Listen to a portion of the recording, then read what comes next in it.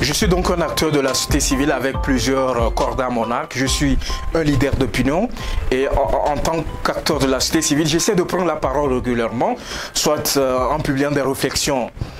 ou carrément en allant sur des médias, sur des chaînes de télévision, à la radio, pour essayer de donner mon point de vue sur les sujets qui animent l'actualité nationale et internationale. Vous savez, depuis un certain nombre d'années déjà, j'ai pris l'habitude donc de publier des réflexions sur plusieurs thématiques d'ailleurs. Vous savez, les questions des droits humains,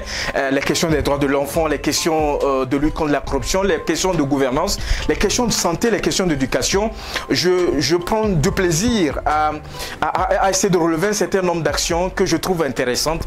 Vous connaissez d'ailleurs le rôle d'un acteur de la société civile, c'est de dire véritablement quand c'est bon, avoir le courage de dire que c'est bon, quand c'est pas bon de le dire et d'apporter un certain nombre de propositions pour améliorer ce qui se fait déjà. Et vous savez, le gouvernement sous le leadership du président de la République, Faure Gnassingbé, ne ménage aucun effort sur un certain nombre de questions. Et j'essaie donc de relever ces progrès-là, ces progrès que nous accomplissons d'année en année, et par rapport à cela, de relever les insuffisances et d'apporter des propositions pour que ce qui se fait déjà en termes de progrès dans plusieurs domaines, et que cela puisse se renforcer davantage. Donc voilà l'idée qui sous-tend véritablement ma prise de parole souvent, qui est matérialisée souvent par des publications que je fais, mais au-delà par des prises de parole que j'ai l'habitude de le faire en tant que leader d'opinion. Et vous savez, pas plus que quelques mois, le chef de l'État, à l'occasion donc de la célébration de l'anniversaire de notre indépendance, a accordé une interview à une chaîne de télévision au niveau de notre pays. Et je me rappelle bien, il avait évoqué un certain nombre de choses. Et la chose que je retiens précisément, c'est que le chef de l'État a dit que lorsqu'on vit au Togo, il faudrait qu'on ait accès à un certain nombre de besoins essentiels. Donc les questions de besoins essentiels, selon le chef de l'État, c'est les questions d'électricité, c'est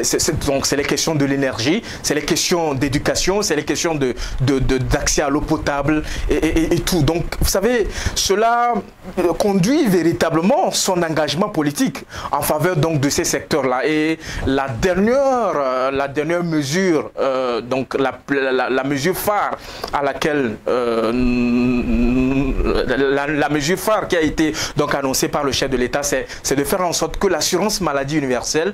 puisse s'étendre davantage, de façon progressive, donc à toutes les couches de la population, donc ce qu'on appelle l'assurance maladie universelle. Et le processus a commencé depuis 2011 avec la loi qui a été prise pour instituer cette mesure-là, qui constitue d'ailleurs un élément phare en termes de réalisation des objectifs de développement durable. Donc j'ai trouvé ça opportun de relever les différents efforts qui ont été consentis par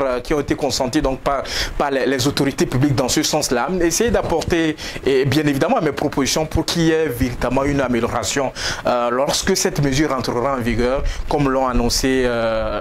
les plus hautes autorités de notre pays à partir de janvier 2024.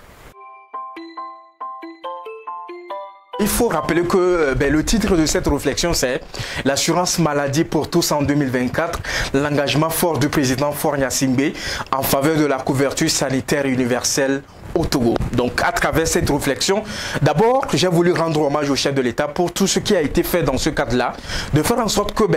la santé, qui constitue un pilier important dans le cadre de notre loi fondamentale, c'est-à-dire la Constitution de 1992, qui consacre donc la santé comme un élément fondamental, et le chef de l'État veut matérialiser davantage avec tout ce qui a été fait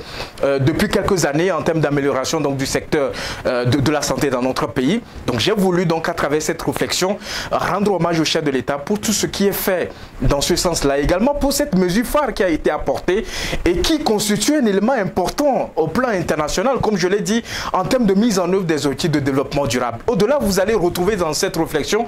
un certain nombre d'éléments, notamment j'ai voulu faire le rappel du cadre juridique institutionnel. Vous savez, depuis 2011 jusqu'à 2023 aujourd'hui, nous avons connu un renforcement donc du cadre juridique, que ce soit des lois, que ce soit des décrets, que ce soit des institutions qui ont été renforcées en termes de mission. J'ai également voulu à travers cette réflexion relever donc le mécanisme donc de financement de cette assurance maladie-là, donc en relevant les deux régimes qui ont été consacrés par la loi, les différentes composantes donc, des ressources qui vont servir donc, à financer les différentes prestations en termes de soins de santé. Également, j'ai voulu relever les avantages. Donc, partant donc des différentes panoplies de prestations qui vont être fournies aux populations à partir donc de janvier 2024, j'ai voulu donc relever les avantages qui vont contribuer davantage à faire en sorte que les populations puissent vivre beaucoup plus longtemps, donc l'espérance de vie va connaître une certaine amélioration. Ensuite, de faire en sorte que l'argent ne constitue plus un obstacle lorsqu'on est malade, parce qu'il y a une certaine solidarité, il y a un mécanisme de solidarité qui a été mis en place. Donc tous ces éléments-là, j'ai voulu les mettre sous la lumière, et essayer donc d'attirer l'attention de toutes les parties prenantes pour qu'il y ait véritablement, comme je l'ai dit, une démarche collégiale, une démarche collective, s'inscrivant donc dans ce processus de dialogue, de concertation entrepris donc par les plus hautes autorités de notre pays pour que, en réalité, que cette mesure-là soit une réussite dans notre pays. Ce n'est pas une première. Ce n'est pas une innovation propre à notre pays, c'est une mesure phare au niveau des Nations Unies qui est mise en œuvre par exemple au Bénin, qui est mise en œuvre par exemple au Ghana, donc les pays qui nous sont limitrophes, le Burkina Faso également dans ce processus-là. Et tout cela, tout ce qu'on peut dire, c'est que les mesures adéquates qui sont prises déjà, que ces mesures-là soient renforcées par d'autres mesures pour que dans la pratique, qu'on puisse avoir des résultats palpables. Donc voilà un peu en grosso modo ce qu'on peut retrouver donc, dans cette réflexion que je vous invite d'ailleurs à lire et à partager autour de vous